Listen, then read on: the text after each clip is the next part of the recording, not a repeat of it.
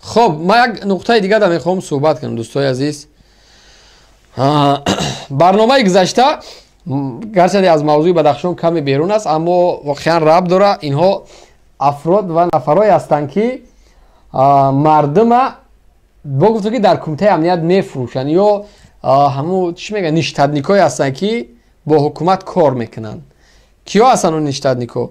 رکتای بزرگ، برگادیرای بزرگ، نماینده‌ها که جمعیتایی که دارن در روسیه، جمعیت‌های سامانی و ساسانی و خراسانی و بدخشانی و جمعیتایی که دارن، اینا یک شخصای آماده شده هستن که با امنیت سر و کار دارن.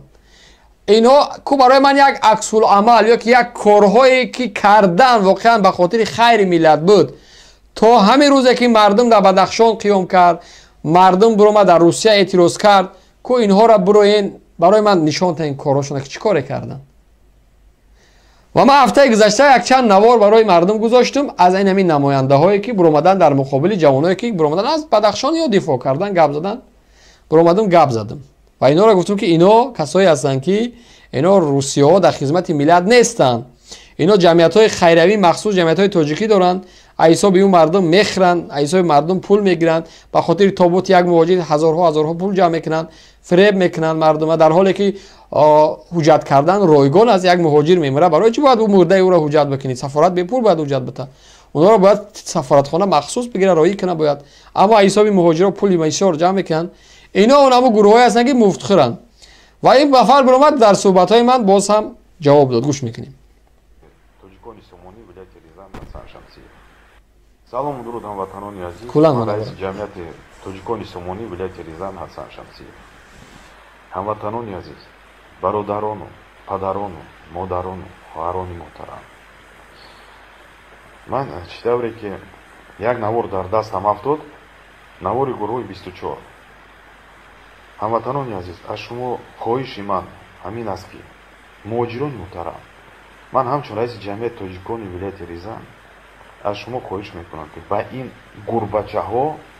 گربچه‌های گروه 24 هیچ وقت گوش ندهید، هیچ وقت دست هم ندهید. این گروه اپوزیسیونی که در اروپا نشسته میلیون دلارها گرفته ایستادن، وظیفه آنها یک که آنها باید در تاجیکستان جنگی دومی برادرکشی رو سر کنند. соли 93 ҳеҷ вақт аз хотири мо намебарояд ки падар писарро кушт, бародар бародарро қатл кард. ҳозир як нуқта гирифта гапи Бадахшону, гапи бародарони Бадахшону Помиро мезанад. замини Бадахшон ин замини тоҷикистон аст. زمین بدخشان زمین تاجیکستانیان است. خب زمین بدخشان فروختن. انمو خائن، انمو وطن فروش که تو از او دفاع داری، او زمین فروختن 10 سال پیش. تو برآمده از اون منطقه دفاع میکنی. زمین بدخشان زمین تاجیک است، زمین تاجیکستان است. او زمین فروختن، در اجنبی او زمین فروختن. کجا بدی وطن دوست؟ کجا بدی وطن دار؟ کجا بدی یک بار گپ زنی که زمینی بدخشان زمینی تاجیکان است؟ نفروشید خاکی وطنه، نفروشید ای مردم. اگر تو به ایمان و وطن دوستی دعوا میکرد که ای بشرفون زمینی بدخشان زمینی تاجیکان است، زمینی تاجیکستان است، او زمین نفروشین. تو امروز میبروی ای بدخشان دفاع میکنی روسیه. تو امروز برآمده گپ میزنی که گروهی که در اروپا هستن گروه 24 میلیون ها پول میگیرن، چی در تهمت روسیایی میکنید؟ تو پول نمیگیری این ملت؟ چقدر تابوتی مردم فریب کرده، میلیون ها زن و بچه‌تون حساب این مهاجرت میخورن. جمعیت تاجیکان رو تونسیا از جمعیت ایزد امان جمعیت تاجیکان داشت، شب و روز با مهاجر کار میکرد. در چوبای پلیس هم بود، در بیمارخانه هم بود، در فرودگاه هم بود، در سپیسپریوم هم بود، در کوچه هم بود، در میدان هم بود. در کجا بودی؟ زمان زنی تاجیک تجاوز کردن، زمان دختری تاجیک ما باز هم میگم هویدای 5 ساله را تجاوز کردن. یک تو جمعیت روسیه یک تو در سر سود نامدگین، یک تایت نامدن ایستا چمین از او دفاع کنین. تو امروز جمعیت تاجیکانی ولایتی نمیدونم کجا میگی؟ تو بدی در سود زمان تاجیکا اوریان کردن، لوچ کردن، در رسانه های روسی نشان دادن، یک تایت سگ امنیتی نبر اومدی دفاع که اوضاع تاجیک کنی. امروز تو تاجیک دوست، امروز تو وطن دوست، امروز تو بدخشان دوست. شما پروسا به همه غضب این ملت بازی میکنین، شما با ناموس این ملت بازی میکنین. شما روز و ساعت دارین که روز پرسش از غارتگران خواهد. قسم به خدا این ملت شما را در نام روسیه تیکه تیکه میکنن. شما با این ملت بازی دارین. پروستا در بدخشان او جوان کشتگین، من باز هم میگم شما یک نفر کشتین. تو باید همچون یک عضو این ملت میبر اومدی از اون جنایتکار حرف میزدی که حکومت رحمانوف با طوری انمو چپلوسید، با طوری انمو بدبختید، اونمو یک هر احمقی که داری با انمو اصول میبر اومدی باید طلب میکردی که در بدخشان قتل صورت گرفتگی است. اون نفر باید جزا بگیره، کسی که گلبدین نکشته است. اما تو برآمده از اون کسی که مادر گلبدین در میدان بود، تو برآمده از او را تنه میزنی. او جنایتکار است برای تو. تو پروست حالی جسد فرزند تنه دیده در پیش شد. مادر تو پروست حالی تیکه تیکه شدن تره، پورا پورا شدن تره ندیده است.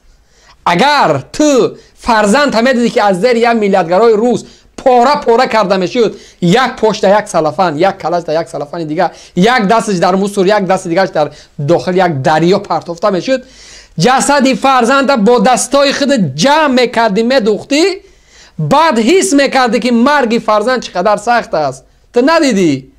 لوکس خانهاتون جمعیت از صبح میرین کامپیوترتون گیران میکنین، 4 تاجیکی بیچاره میروه از او فریب میکنین، پولی پتن میگیرین، پول یک چیز دیگه میگیرین، خورده خوین زبان برآوردگین اینقدر. باز هم میگم خدا نبیاره در خاندان تو مصیبته، ولی مطمئن باشین که این روزا به سر هر یک شما میبیاد. بدخشانیان ما برادران بدخشانی و برادران و خواهران بدخشانی ها، این فرزندان ما از فرزندان ملت تاجیک میباشد. مهاجران محترم، مهاجران عزیز، در ولایت ریزان، کسایی که از ریزان هستین، از ولایت ریزان، من خواهش میکنم برادران نویسه بکنین، معلومات های برای این شخصیت ها برای ما بیارین، زندگیشون کار و فرشونه، گشت و گذارشونه در اون منطقه از کدام حساب میکنن، شغلشون چی است، حساب این ملت چند تا تجارت دارن، میرن نزدش دعوا و اعتراض میکنن، چیکار انجام میده. معلومات ها رو بفرستیم، ما باید کار بکنیم با نیرو. ما نباید در یک فران بجنگیم، در یک جبهه بجنگیم. این یا هستن که مانع هستن در جبهه ما و شما. مهاجرایی که در اعضا بعضی میبرن میگن مهاجرای محترم شما با سیاست کار نگیرین. ما تاجیکا دوستی و رفاقت داریم. هیچ وقت ما نمیگیم که شما پامیری هستی، شما غربی، شما کلابی. چی چورابینی هایی که ما میگذرانیم همه ما سرجم شده، ما نشان میتیم که ما فرزند تاجیک هستیم. او قاتلانی که در یوروپا شدگی گروه 24 سنگ زده ایستادن به طرف دیاسپورا. برادران عزیز، برادران دیاسپورا، رئیسان دیاسپورا، از شما خواهش دارم که سرسطه‌های آنها را گوش نکنید. تو گوش کردی کو؟ تاثیر رسوند از حرفا، تاثیر رسونده؟ آیا جنایتاتو نمیخوای رو پوش بکنی نه؟ اگر تو واقعا صادقی، واقعا جنایتکار رو بوز و نمیدونم نشته دیگه نیستی، نمیبرو هیچ وقت اعتراض نمیکنی. خب تاثیر رسونده است نه؟ طلب داره که دیاسپورا با اینا را گوش نکنه، خیلی برابر چخچخ کردی سای. شرمنده میکنیم به خدا قسم. باز هم میگم این ملت شما را شرمنده میکنه. این ملت، این مردم روزی میشوه. برادرای بدخشان در اون منطقه هستین، بروین شما اینا در مقابل شما گپ میزنن. واقعا امردین برادر شما بود. امردین کسی بود که در نزد سفارتخانه رفت با سفیر گفت و شنید کرد. امردین کسی بود که در اعتراض اشتراک کرد و گفت که شما بدخشانی را نکشین. اینا میبرن در مقابل همون برادران شما گپ میزنن، مردم بدخشان. امروز شما بیاین همکاری را شروع بکنین، زیادتر فعال باشین، معلومات های اینا را کارکرد بکنین، بالا یا کار یا کی هستن اینا. امروز مشت بری میگن بدخشانی ها برادرای ما هستن. گلبدین برادری تو بود کشتن، چرا اعتراض نمیکنی؟ پس 2 نفر دیگه دعوا اعتراض کشته شد، چرا صدا بلند نمیکنی؟ چرا از او دفاع نمیکنی؟ مادر گلبدین مدام مادر و خواهر و اپای تو بود، чаро намебурӯи аз ӯ гап занӣ ки ӯ модар дод мега дар ӯ майдон? чаро ҷинояткор қотиле ки 3 нафаре ки ҷавоб надод ту имрӯз биромадааст хокпошӣ мекунӣ?